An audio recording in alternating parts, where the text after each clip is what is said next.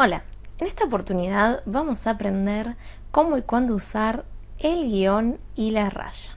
¿Por qué vemos el guión y la raya juntos? Bueno, porque son bastante parecidos y solemos confundirlos. Tenemos por un lado el guión, que es este signo. Es bien cortito, como verán. Y por otro lado tenemos la raya, que es un poquito más larga y generalmente se la conoce como guión largo. De manera que son muy parecidos, pero los usamos para diferentes cosas, ¿sí? Vamos a ver en primer lugar el guión. ¿Para qué nos sirve el guión? Bueno, el guión separa palabras compuestas. También el guión separa la palabra al final del renglón. Cuando queremos cortar la palabra y seguir en el renglón siguiente, ¿qué vamos a usar? El guión, ¿sí? ¿Y para qué más lo usamos? Porque el guión va a señalar posiciones, posición final, inicial o intermedia de morfemas sueltos. ¿Qué son los morfemas sueltos? Ahora los vamos a ver. Morfemas sueltos. Bien, ¿qué pasa entonces con la raya? Bueno, la raya es este guión largo. ¿Qué hace la raya? Por un lado, encierra aclaraciones. Ustedes dirán, uy, bueno, pero el paréntesis también encerraba aclaraciones. Sí, a veces podemos intercalar o paréntesis o raya, pero depende de qué texto estemos escribiendo, ¿sí? Y por otro lado, además de encerrar aclaraciones, marca intervenciones. ¿En dónde? ¿Qué les parece? Intervenciones en un diálogo, ¿sí? Cada vez que escribimos un diálogo y queremos hacer hablar a personajes diferentes, ¿qué vamos a usar? La raya. Las intervenciones en un diálogo también pueden ser aclaración del narrador, no de los personajes que hablan, sino de la persona que está narrando. Vamos a ver, para entender esto un poquito mejor, una serie de ejemplos para también diferenciar el uso del guión y de la raya.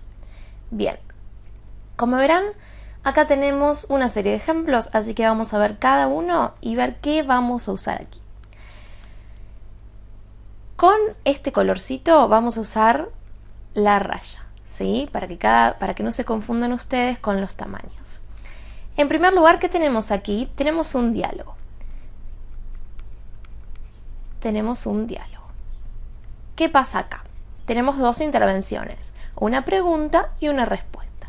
De manera que la pregunta va a ir con una raya al principio y la respuesta, como es la intervención de otra persona, va a ir con una raya al principio.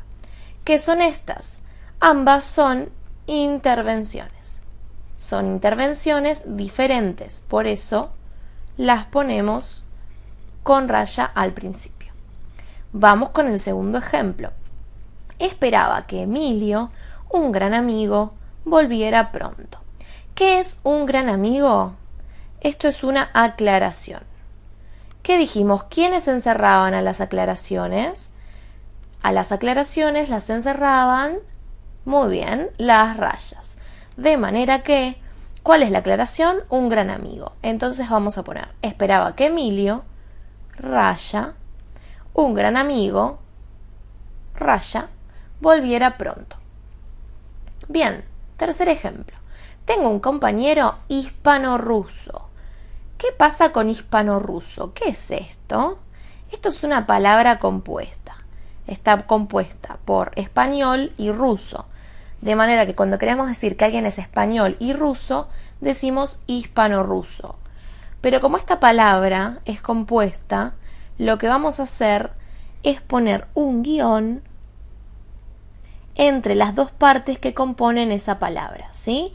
Tenemos la parte 1 y la parte 2. Entre ellas, un guión para mostrar que es una palabra compuesta. Cuarto ejemplo.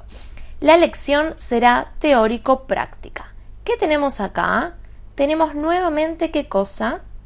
Muy bien, otra palabra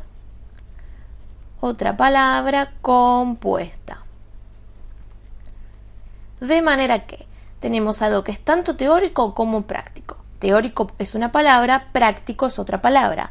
Ahora bien, cuando queremos decir que es teórico-práctica, que encierra las dos cosas en la misma palabra, ¿qué vamos a usar en el medio? Un guión. Usamos el guión para mostrar que es una palabra compuesta. Bien, vamos con el quinto ejemplo. Espero que todo salga bien, dijo María. ¿Qué es esto? Es también un diálogo, aunque por supuesto no está la respuesta. El dijo María, ¿qué es? ¿Esto es una intervención de quién? Del narrador. ¿Por qué es una intervención del narrador? Porque el narrador está explicando que esta oración fue dicha por María. De manera que, ¿qué es lo que vamos a usar acá? Vamos a usar primero la raya de diálogo porque estamos empezando una oración que dijo alguien. ¿Y qué va a pasar con esta oración? Bueno, también la vamos a cerrar con una raya de diálogo porque viene la intervención del narrador. No pasaba lo mismo en este ejemplo, ya que no hay aclaraciones. Por eso no poníamos raya al final. En este ejemplo sí ponemos raya al final. Bien, próximo ejemplo. Veremos las palabras terminadas en ar, las empezadas con re y los infijos it.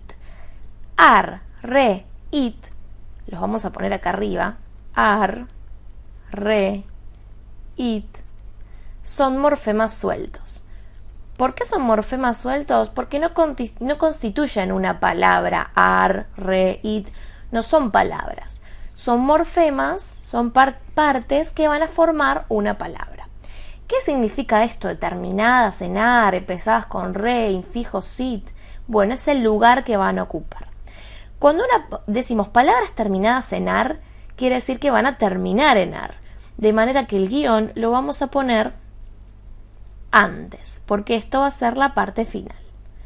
Empezadas con re. Si esto va a ser el comienzo, ¿dónde va a ir el guión? En lo que sigue. Y los infijos sit. Los infijos son los que van en el medio. Por lo tanto, vamos a tener que poner guión en ambos lados. Entonces, ¿qué es lo que hace el guión? En este caso, el guión reemplaza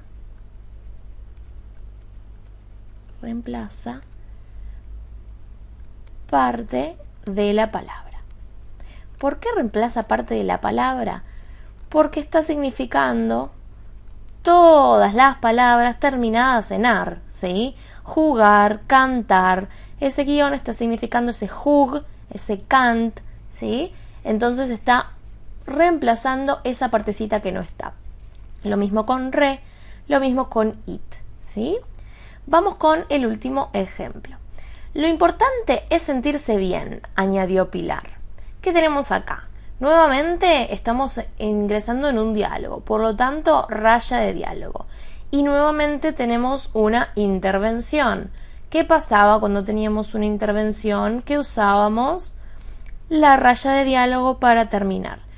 Lo mismo que en espero que todo salga bien, dijo María. De manera que raya de diálogo al final porque tenemos una intervención. Afortunada o desafortunada, pero bien. ¿Qué tenemos acá? ¿Qué pasó ahí? Acá se cortó la palabra.